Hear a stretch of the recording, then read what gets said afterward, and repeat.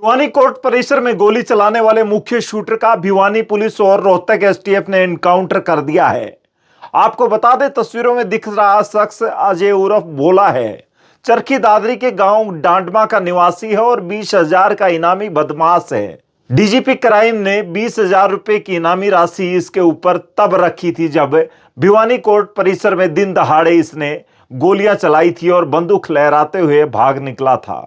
इस मामले में अब तक 12 लोगों को गिरफ्तारी की जा चुकी है, लेकिन जब रोहतक एसटीएफ को पता लगा कि अजय उर्फ भोला भिवानी के बामला टोल के आसपास मौजूद है और किसी घटना को अंजाम देने जा रहा है, तो इससे मुठभेड़ हुई और इस दौरान इसके पैर में 2 गोलियां लगी।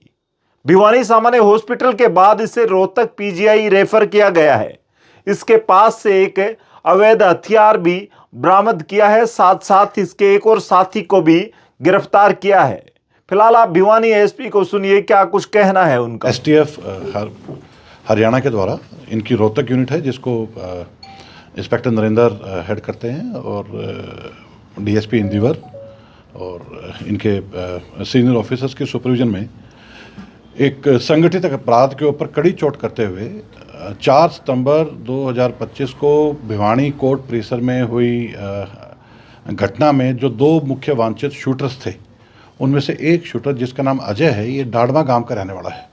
इसको मुठभेड़ के बाद पुलिस के द्वारा पकड़ा गया। एसटीएफ हरियाणा की और सीआईए भिवानी की एक ज्वाइंट ऑपरेशन के तहत कल रोहतक रोड पे बामला टोल टैक्स के पास एक स्टीक इन्फॉर्मेशन के ऊपर इसको जब रोकने का प्रयास किया तो इसने पुलिस पार्टी के ऊपर भागते हुए फायरिंग स्टार्ट कर दी और जब पुलिस पार्टी ने अपने बचाव में इसके ऊपर जब जवाबी कार्रवाई की तो जवाबी कार्रवाई में इसको 2 गोलियां इसके पैर पे लगी हैं, जिसको घायल अवस्था में तुरंत पीजीआई रोहतक के लिए रेफर करवा के वहाँ पे इलाज के लिए इसको एडमिट कराया गया है।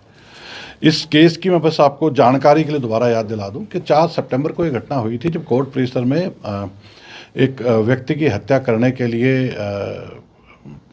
ये 4-5 लोगों ने प्लान बना के उस पर अटैक किया था और किसी कारणवश जिसको मारने आए थे उसको गोली ना लग के एक दूसरे व्यक्ति लवजीत को एक गोली लगी थी। लवजीत का काफ़ी दिन तक इलाज चलता रहा, फिर अंततः उस चोट के कारण जो उसको गोली लगी थी उसके कारण उसकी मृत्यु होगी। इस केस में एसटीएफ टीम लगातार कार्रवाई कर रही थी और इस केस की इन्वेस्टिगेशन भी बाद में एसटीएफ रोहतक यूनिट के द्वारा की जा रही थी। पिछले करीब 3 महीने के अथक प्रयास के बाद एक बहुत लंबी चेज, एक मैसिव ऑपरेशन एसटीएफ और भिवानी पुलिस की टीम के द्वारा चलाया जा रहा था। इसमें ऑलरेडी पहले जो एक शूटर था उसको भिवानी पुलिस की सीआईए यूनिट फतेहाबाद में मुठभेड़ के बाद गिरफ्तार कर चुकी थी, उसको भी गोली लगी थी। लेकिन ये 2 जो व्यक्ति थे, इसमें एक का नाम अजय है, ये डाडमा गांव का है, और दूसरा विकास है, ये भिवानी के काकरोली गांव का रहने वाला है। ये 2 अभी तक फरार चल रहे थे। तो उस कड़ी में एक बहुत महत्वपूर्ण सफलता ये पुलिस एसटीएफ हरियाणा पुलिस और भिवानी पुलिस के संयुक्त ऑपरेशन के तहत कल ये मिली है। और न केवल संगठित अपराध की कमर टूटी है इस एरिया में, जो व्यक्ति बाहर से बैठ के इनको हैंडल कर रहे हैं उनको भी ये क्लियर कट मैसेज है कि यहाँ पे गोली का जवाब गोली से ही आएगा, गोली का जवाब बातों से नहीं आएगा। दूसरा, अन्य भी जो अपराधी, उनके लिए भी एक सबक है कि जो ये बाहर 2-4 निकम्मे से लोग निकल गए हैं, ये वहाँ से बैठ के जो यहाँ पे लड़कों को बरगला के पैसे का लालच दे के हथियारों का प्रलोभन दिखा के जो इस तरह की घटना को अंजाम देते हैं, उनका अंजाम यही होना है। आज 4 सितंबर के बाद से ये लोग अब दर की ठोकरें खा रहे हैं, छुपते फिर रहे हैं, कुत्ते के जैसे इनका जीवन हो गया, हर वक्त पे डर में रहे हैं और इवेंचुअली कल मुठभेड़ के बाद पकड़े गए हैं। तो ये सबक है हर उस व्यक्ति के लिए जो ये जो संगठित गिरोह वाले लोग हैं, इनकी बातों में ना आए, क्योंकि सबकी अंततः भविष्य जेल है और अगर पुलिस मुठभेड़ में आमना सामना हुआ तो किसी भी हद तक बात जा सकती है। मामले में कितने शूटर थे सर और दोनों को क्या गिरफ्तार किया जा सकता है? इसमें जो घटनाक्रम पे मौके पे जो लोग थे वो 5 लोग आए थे।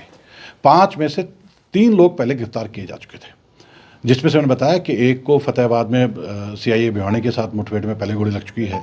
ये 2 व्यक्ति अजय और विकास जो मौके पे थे लेकिन अभी तक फरार थे और लगातार तब से लेकर आज तक इनके साथ हमारी एक चेज़ की स्थिति थी और इवेंचुअली वो कहते हैं ना, क्रिमिनल के चाहे कितने दिन हो, पुलिस का एक ही दिन काफ़ी है। तो कल की घटना वो रही कि इवेंचुअली हमें एक स्टीक इन्फॉर्मेशन मिली और एसटीएफ हरियाणा के द्वारा एक बहुत ही बढ़िया काम किया गया। एक डेडिकेटेड एफर्ट लगातार इस गैंग के पीछे वो लगातार लगे रहे, अनथक प्रयास उन्होंने किया और उनकी टीम के जो रोहतक यूनिट में सब इंस्पेक्टर सिकंदर हैं, उनके ऊपर कल उनको भी गोली लगी है, लेकिन वो कि उन्हें बुलेट प्रूफ जैकेट पहनी हुई थी तो उनका बचाव हो गया। तो बहुत ही बहादुरी दिखाते हुए एसटीएफ की टीम ने इस संगठित अपराध करने वाले गिरोह को तोड़ा है। सर ये किस स्थिति में थे, वाहन था क्या इनके पास, कैसे इंसिडेंट हुआ? ये एक टोल टैक्स पे हमें इन्फॉर्मेशन थी कि ये यहाँ पे आएंगे और उसके बाद जैसे ये जिस गाड़ी में थे वो उनको रोकने का जब प्रयास किया तो इन्होंने उतरने के तुरंत बाद ही पुलिस के ऊपर फायरिंग स्टार्ट की, खेतों की तरफ भाग लिए और जब खेतों की तरफ भागे तो पुलिस ने इनका पीछा किया और वहाँ पे जवाबी कार्रवाई में इनको गोलियाँ लगी हैं। कितना इनाम रखा गया था इनके ऊपर? इसके ऊपर अजय के ऊपर 20,000 रुपये का नाम है और जो उसका साथी रोहित है, उस जो विकास है, विकास के ऊपर 20,000 रुपये का नाम है। और कितनी घटनाओं में शामिल रहेंगी? देखिए, कल रात को जैसे आज सुबह अर्ली आवर्स में ये मुठभेड़ हुई है तो उसको तुरंत उसके बाद हमने हॉस्पिटल में एडमिट करा दिया है। तो अभी इससे पूछताछ की जानी बकाया है। तो ये जो बातें आपने पूछी हैं कि और कितनी घटनाओं में ये इस दौरान 3 महीने के दौरान ये कहाँ रुका है, किसने इसको शरण दी है, किसने इसको फाइनेंशियल हेल्प की है, किसने इसको ठहराने में मदद की है, वो सभी आदमी अब इसी केस में पुलिस के चंगुल में आएंगे और गिरफ्तार किए जाएंगे। सर इस पूरे मामले में कितने आरोपी थे और कितने गिरफ्तार हो चुके हैं अब तक? आप सारे आरोपी, अगर मैं इनको जो घटना पे वारदात देने के लिए आए और या फिर जो और लोग जो मदद करने वाले थे, ये संख्या बात करूं तो करीब 12 आदमी इसमें अलग अलग इसमें गिरफ्तार किए जा चुके हैं, जिसमें से 4 तो वो लोग हैं जो मौका पे हाजिर थे। जो मौका पे एक लड़का अभी तक फरार है, उसका नाम विकास है, वो काकरोली का है, वो फरार है। और अब जो भी हमें इमीडिएट इन्फॉर्मेशन कुछ इकट्ठी हुई है, मुझे लगता है कि हम अगले 24 घंटे के अंदर उसको गिरफ्तार कर लेंगे। घटना की मुख्य वजह गैंगवार थी या कोई? हाँ, ये एक यहीं भिवानी का एक लड़का है, भगोड़ा है, डरपोक किस्म का लड़का है, वो विदेश भाग गया था। उसने अपनी कोई दुश्मनी निकालने के लिए इनके जिम्मे काम लगाया था।